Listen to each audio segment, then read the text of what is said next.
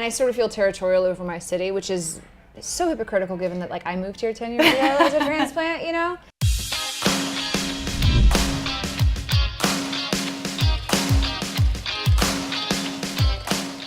We had the world premiere of Support the Girls. Yeah. It's a movie about quite literally supporting the girls. Regina Hall is the lead. She's unbelievably fantastic. It takes place at a sort of Hooters-esque establishment. Right. It was funny, like I couldn't actually do a lot of press for it because my scene in the film is a spoiler alert. Oh. So I wasn't even allowed to like talk about it.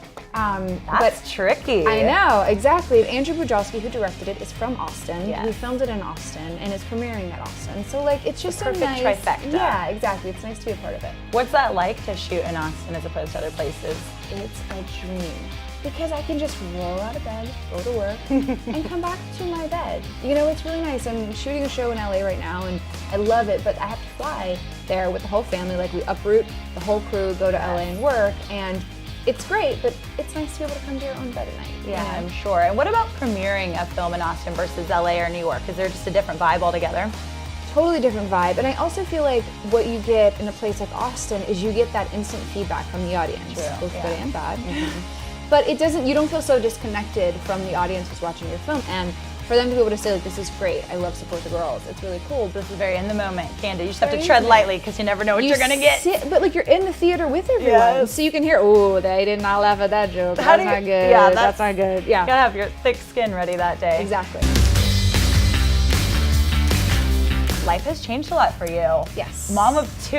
Mom of two. How's that going?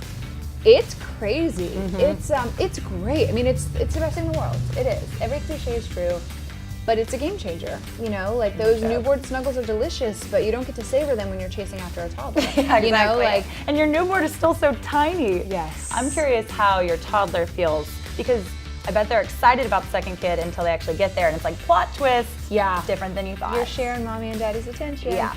He's actually doing really well. He was bad with me. Like, he's great with our daughter, the little baby, but he would be like, no, mommy. He said to me, I went to go hug him, and he goes, no, mommy, I'm not a baby, I'm a big boy. And I was like, you're two. Yeah. You are a baby. You're my baby. And he's like, no, that's the baby, I'm a big boy. So you can see themselves, like, they start to separate themselves from their sibling, and they're like, oh, I'm the big brother now, so I'm gonna act like an adult, and I'm just not ready for that yet. This dynamic. Yeah, pump the brakes. I'm not ready for that Adult, yet. you're 24 months on this earth. Two, homeboy, like, get it together, you're two. Let's talk about the Finery, because Yes. I mean, we're like a year in. Yes. How are things feeling? As a female-founded and female-run company is just an accomplishment in itself. We've built an incredible community of women who are saving time and money using Finery. It just feels good. People are excited. I grew up obsessed with Cher's Mix and Match Closet and Clueless, and I feel like Finery makes that look like a blast from the past. Yes. This is like the 2018 amazing version. We have the Clueless Closet on steroids, and it's funny that you say that. Like, one thing we've really been trying to convey is that it's not just for the fashion-loving woman, right? Like, women need to be productive, and we're wearing multiple hats. Like, we're moms, we have businesses, we have friends and family that we're responsible for and to, and we can't spend the 2 hours a week that every woman spends or most women spend getting dressed, right? In the closet, and then you're just What like do I drowning wear? in clothes on your floor. There's You've a tried on mess. everything. You're like, I have a closet full of clothes and nothing to wear. And so to be able to help women actually get that time back to do the things they want to do has been one of our proudest achievements as a company. That's so cool. So if someone hasn't downloaded Finery yet, which you should,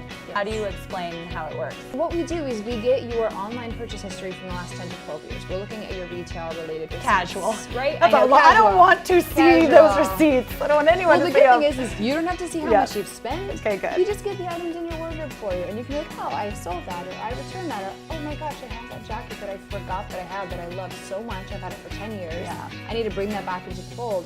And so the idea is wear more than that 20% that we're currently wearing in our wardrobe, and if you don't want to wear the other 80%, get rid of it. Yeah, exactly. You know, offload Just own it. what you love. Exactly. You have all of your stuff. It's just sitting there. It looks like an online shopping site, but instead of actually shopping, you're wearing your own stuff. Like you shopping shop your own closet. Exactly. That's so good. So you're like, oh, that will go with this. That will go with that. Great, I can make an outfit. You can actually set it to a calendar date. And what we do is we send you an email the night before. We say, tomorrow, the weather in Austin is 67 degrees. It's going to be windy, and this is what you have set to wear. So again, like, you're not dealing with that the first thing you get out of bed. You check the time and you're like, oh, what am I gonna wear to work today? Or what am I gonna wear for my friend's wedding? I mean, are y'all hearing that? That's seriously so cool. That's it's like really everything cool. you need in one place. Yes, exactly. And then we keep track of all of those store policies, and we send you an email when you have 3 days left to return an item. So we're like, hey, if you're not going to keep those shoes that you don't like or that don't fit, you have 3 days to return it. So we really want to be an advocate for our user, and we're really trying to be a service for women to just save them that money and time. And you do all the parts that nobody else wants to do. So then they just get to do the fun stuff. Yeah. You mentioned wearing a lot of different hats. So how do you approach balance? Like, what's your mindset? I have not mastered it. Like, I have not mastered the perfect balance. I think we're all a work in progress in that department. So I'd love to know like what you think about as you are trying to master it. I feel like as a mom specifically, there's always mom guilt, because when you're with your kids and you're not focused on work, you feel an obligation to your coworkers, and also you're like, am I setting a good example for my kids? I want them to see a working mom. And then when you're at work, you think, all I want to do is be there for my kids. Why am I not home helping them right now? And then you're like, my poor husband's getting no love in attention these days, you know, like he's just like dadding hardcore. And my friends, I haven't called back in 2 weeks. You know, like I feel like we're constantly being pulled in a million directions, but I think like the best thing you can do is just focus on where you're at in that moment. If it means you're changing a diaper, be the best damn diaper changer you can be, sister. You know what I mean? If you're at work, be the best co-founder, employee, whatever it is that you can be. And I feel like that's all the expectation we can set for ourselves. I think we do set the bar so high for ourselves because we are trying to prove we can do it all. And like, we don't have to. We don't have to. And you can just enjoy it along the way. Like you can focus at different parts at different times in your life, right? Exactly. And just be present with what's going on. I love that. Thank you for that wisdom. It's very helpful. I mean, it's basically saying you're failing and it's okay that you're failing. Like that's what I tell myself just all the time. lowering the bar for everybody. Okay. Yeah, exactly. I always like to under-promise and over-deliver. Yes. Because then it's like you set it low and then you come in and wow people and then that's how I've succeeded. Like the expectations are very low. You always win when the bar is so low. Well, before we wrap up, because no, that's actually what I think of. Like keep it low and then they are so excited about it. Yes. I mean, I think inspiration is in all of our backyards. My mom is a huge inspiration for me. I think women who make the decision to walk away from a career, I think that's incredibly brave.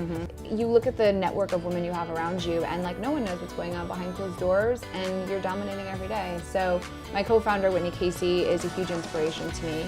She's 43, doesn't have a tech background, has a media background, and was like, you know what? This doesn't exist and I'm gonna be the person to make it. Like imagine the confidence it takes to do that, you know? And there's something incredibly inspiring about that. Like you don't have to have life figured out by the time that you're 25 or 30 or 35 or 40. You can figure it out whenever you want to. And that's really encouraging to me.